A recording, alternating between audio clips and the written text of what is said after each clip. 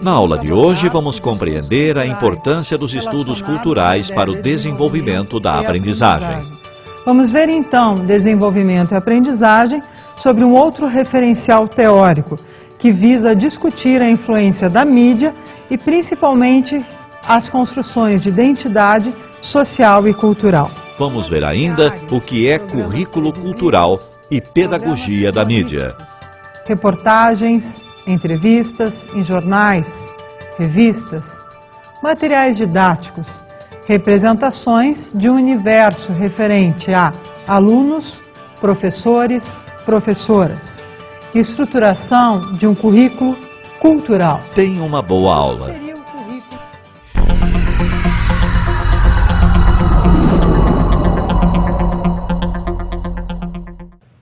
Olá, pessoal! Na aula de hoje vamos abordar os estudos culturais relacionados à ideia de desenvolvimento e aprendizagem. Vamos ver então desenvolvimento e aprendizagem sobre um outro referencial teórico que visa discutir a influência da mídia e principalmente as construções de identidade social e cultural. Os estudos culturais não configuram uma disciplina, mas uma área onde diferentes disciplinas interagem, visando o estudo de aspectos culturais da sociedade. Stuart Hall. O que seriam os estudos culturais? Quais são as relações dos estudos culturais com o nosso cotidiano, principalmente com o conceito de cultura? Na realidade, os estudos culturais visam enfatizar a cultura como um campo de produção de significados, onde os diferentes grupos sociais, situados em posições distintas de poder, lutam para legitimar seus discursos.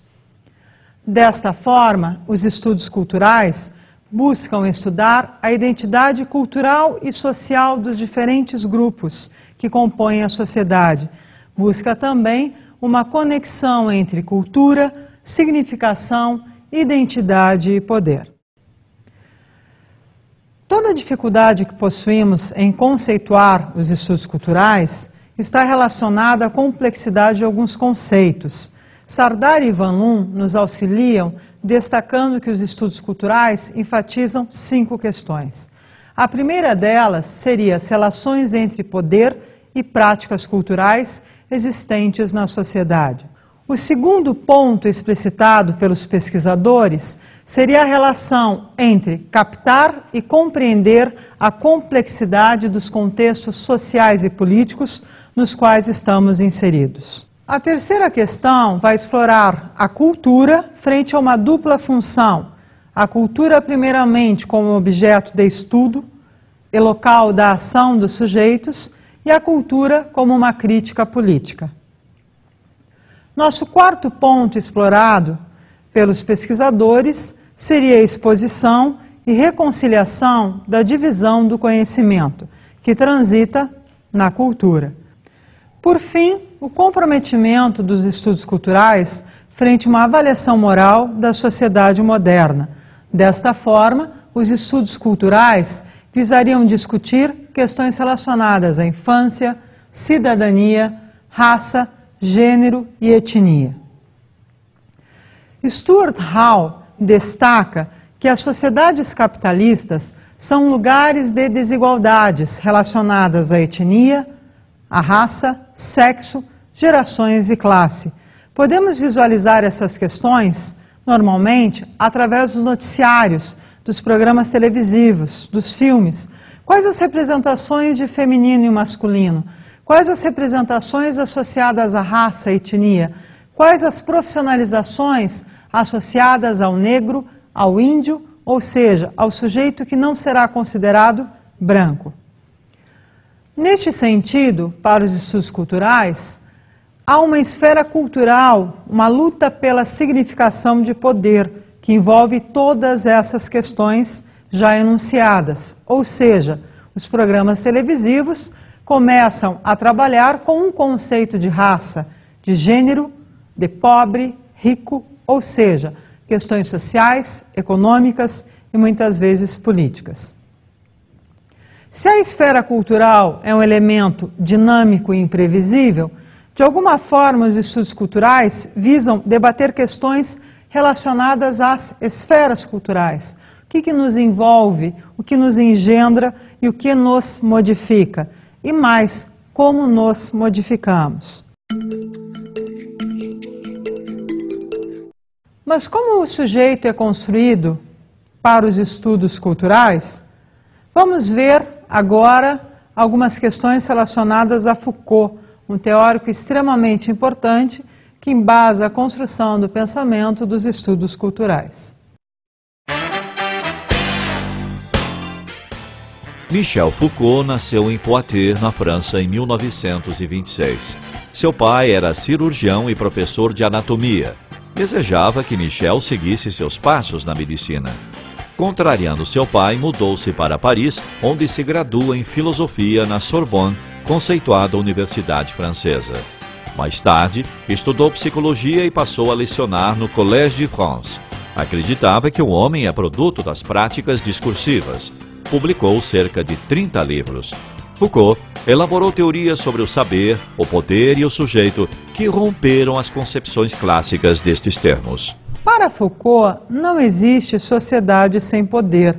Vamos ver o que Roberto Machado nos diz disto.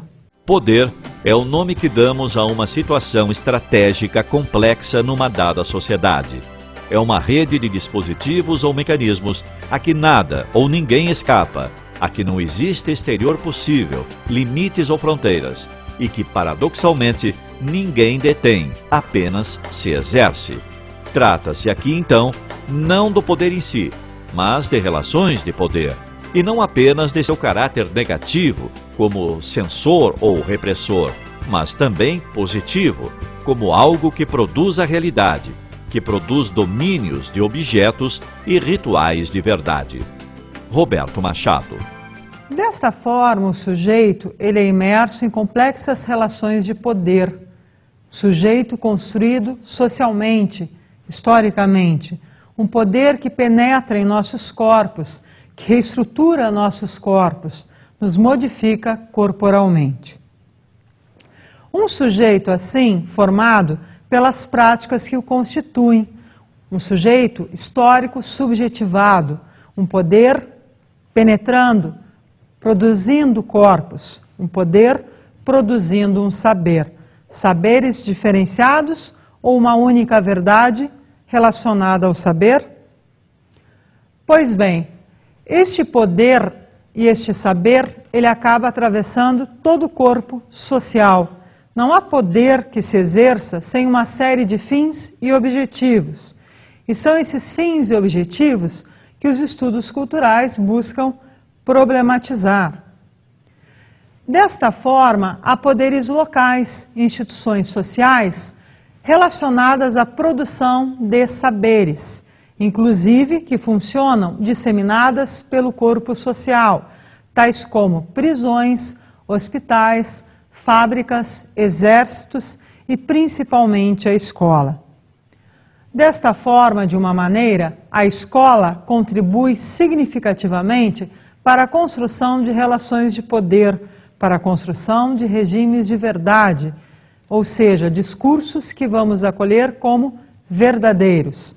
Mas a escola também funciona através de um panóptico, um olhar que vigia, um olhar que normatiza, um olhar que seleciona, percorre espaços sociais e busca a disciplina. Disciplina de corpos através do processo de enquadramento dos sujeitos, ou seja, cada sujeito em uma cadeira, cada cadeira com um sujeito. Um panóptico que funciona como uma vigilância individual e contínua. Nada foge do olhar. Sendo assim, o panóptico ele funciona como um controle de punição e recompensa. Por quê? Se o olhar vigia constantemente, se nada foge deste olhar, na realidade, este olhar visa disciplinar os corpos, transformar os corpos em corpos dóceis. E nada mais estratégico do que a escola. Por quê? Porque este panóptico na escola vai funcionar como uma correção do indivíduo, um olhar que vai construir discursos, verdades, condutas de pensar e de agir, tanto do professor quanto dos alunos. Ou seja, que verdade existe dentro das escolas hoje acerca de desenvolvimento e aprendizagem? Será que existe um livre-arbítrio do aluno para pensar, para construir novas verdades? Ou visualizamos a verdade geralmente como única? Enfatizamos assim a importância de se discutir a questão da disciplina relacionada ao panóptico, as nossas funções enquanto professores, enquanto familiares, enquanto pais. Quais as verdades estamos construindo com as crianças, com os adolescentes? Qual o conceito de criança, adolescente hoje presente na escola? Será que conhecemos essas crianças, estes adolescentes, ou eles são alienígenas em sala de aula, como coloca um pesquisador? Desta forma, toda a modificação relacionada a espaço físico significa, de alguma forma, poder. O espaço físico não é neutro, o espaço físico ele educa, o espaço físico engendra. A constituição arquitetônica distribui os sujeitos em espaços, quadriculando-os, vigiando-os, e nada mais estratégico hoje do que a forma arquitetônica das escolas. Se pensarmos na escola hoje como espaço arquitetônico, vamos visualizar que hospitais e prisões partem do mesmo princípio arquitetônico, nada foge ao controle. Vamos pensar nos pátios internos e externos das escolas. Será que não produzimos olhares? Será que não há olhar vigiando constantemente estes alunos, estes corpos? Como ocorre este controle destes corpos? Mas será que o corpo do professor também não é construído? Será que olhares não vão estruturar este corpo deste professor? Quais as representações associadas ao professor? O que significa ser professor e professora? Noticiários, programas televisivos, programas humorísticos, reportagens, entrevistas em jornais, revistas, materiais didáticos, representações de um universo referente a alunos, professores, professoras, estruturação de um currículo cultural. Mas o que seria o currículo cultural? Na realidade, no currículo cultural, vamos ter representações de mundo, de sociedade, de sujeito, que a mídia e outras instâncias culturais e sociais produzem, colocando em circulação discursos, regimes de verdade, que dizem como devemos ser. Mas o que seria a pedagogia da mídia? Na realidade, na pedagogia da mídia, vamos ter uma dimensão formativa, de artefatos de comunicação e informação. Através destes, a construção de gênero sexual, modos de vida, etnia, etc. Vamos parar um pouquinho, vamos lembrar de alguns desenhos infantis. Pocahontas, A Bela Adormecida, Cinderela, entre outros tantos. Quais as construções de feminino e masculino presentes nestes desenhos? Será que estas construções, estas representações de masculino e feminino não constituem a criança, a infância? Vamos ver agora algumas entrevistas relacionadas à construção da identidade e à opinião destes sujeitos referentes à mídia, desenhos, entre outras questões.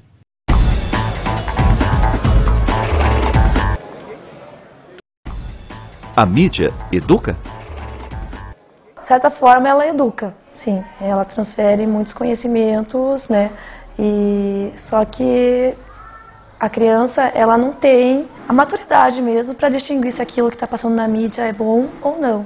Então, isso cabe muito aos pais, né? A orientação e monitorar mesmo o que os seus filhos estão assistindo na televisão. No meu ponto de vista, a mídia não educa, porque a mídia ela tem um foco consumidor. Então a mídia influencia os pais ao consumo, não à educação.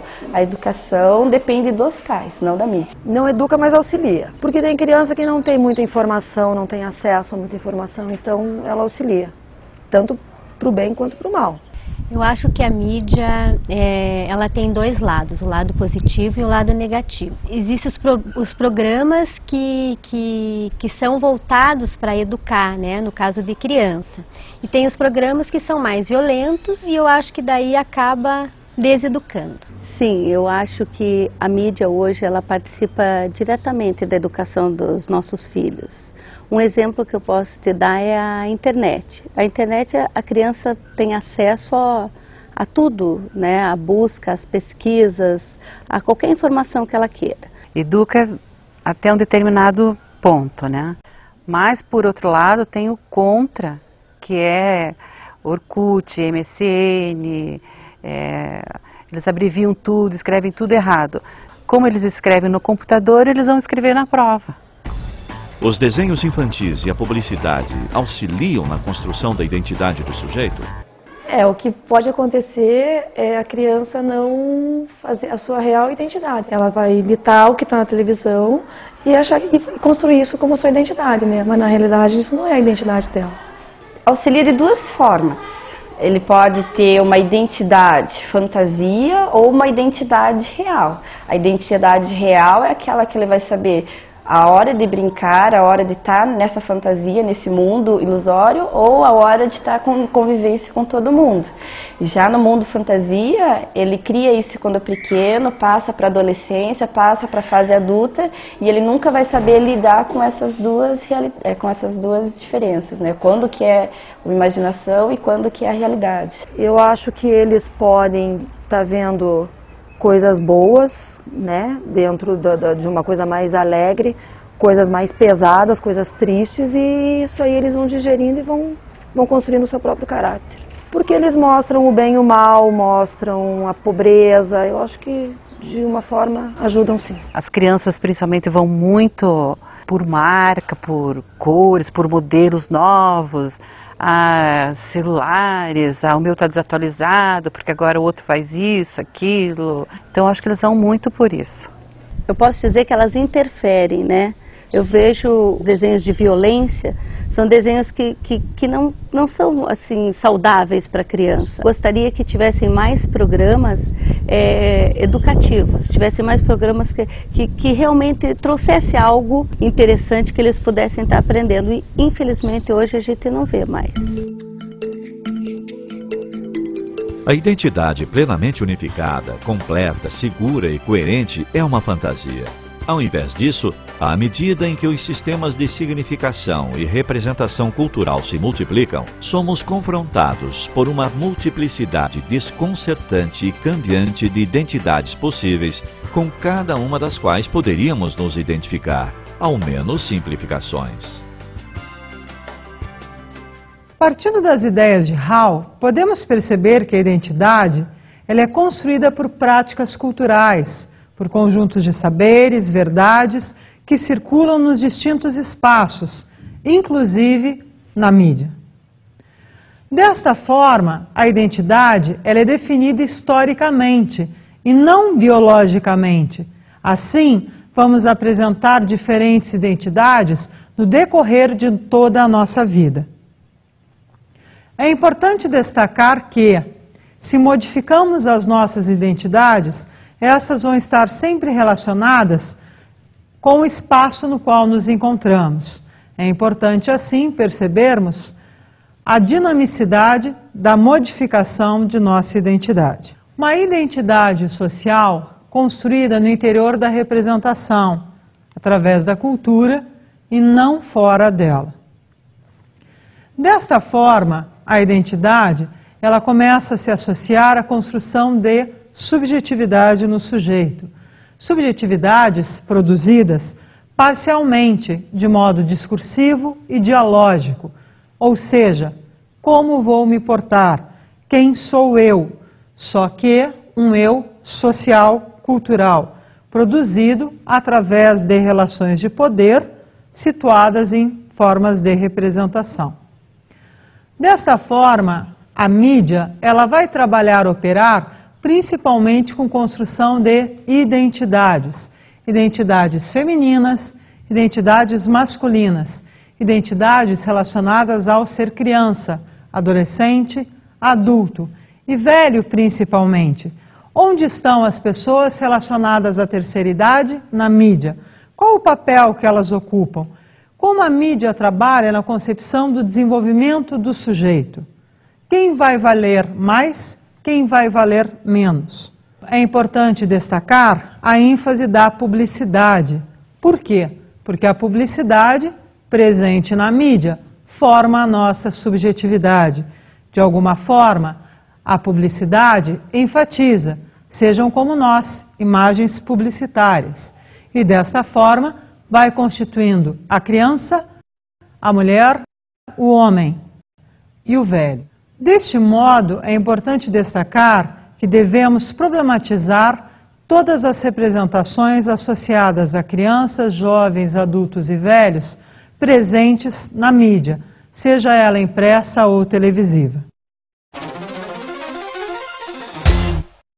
Vou sugerir, então, algumas atividades. Exemplo, o filme Pocahontas, da Disney. Qual a concepção de tribo indígena presente neste desenho? Qual a representação de homem branco, colonizadores? Esperem! Baixar armas! Rusco! Rusco! Tudo bem agora. Temos questões aqui que podemos explorar no sentido tanto de feminino e masculino, explorador, homem branco, e mulher, emoção, índia. Porém, nós podemos entrar em questões maiores, históricas. Será que não tivemos mulheres indígenas que foram abusadas sexualmente, com tribos dizimadas? Qual é a concepção de índio, de tribos indígenas presentes nos desenhos? Como podemos explorar estas questões?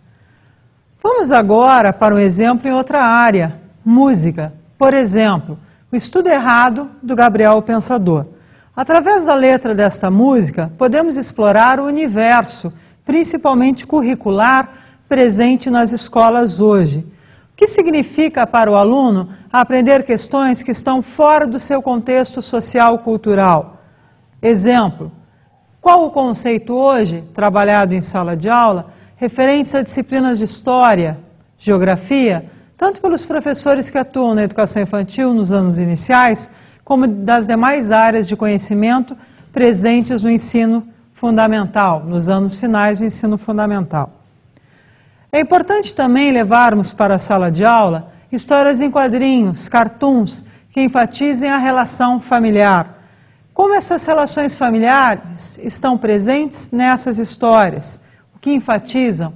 Qual é o papel do homem e da mulher, dos filhos? Podemos ainda trabalhar com alguns conceitos de imagens publicitárias. Como a mulher é vista hoje, como o homem é percebido hoje? De que forma encontramos estes corpos? Estes corpos estão associados a corpos perfeitos ou imperfeitos? Para finalizar aqui, vamos espiar um pouco as competições relacionadas a esportes, a práticas desportivas. Será que visualizamos competições associadas a sujeitos com necessidades educacionais especiais? Por que essas não são transmitidas em horário nobre na televisão? Ponto final.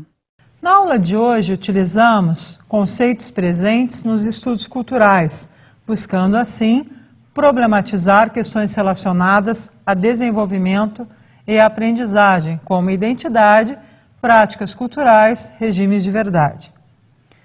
Vamos agora para algumas indicações de leituras nesta área específica. A identidade cultural na pós-modernidade, Stuart Hall. A cultura da mídia, Douglas Kendler. Cultura, poder e educação, um debate sobre estudos culturais, Rosa Maria Hessel da Silveira. Cultura infantil, A construção corporativa da infância. Shirley Steinberg, Joy Kichelloy. Bem, acabamos aqui a aula de hoje. Bons estudos!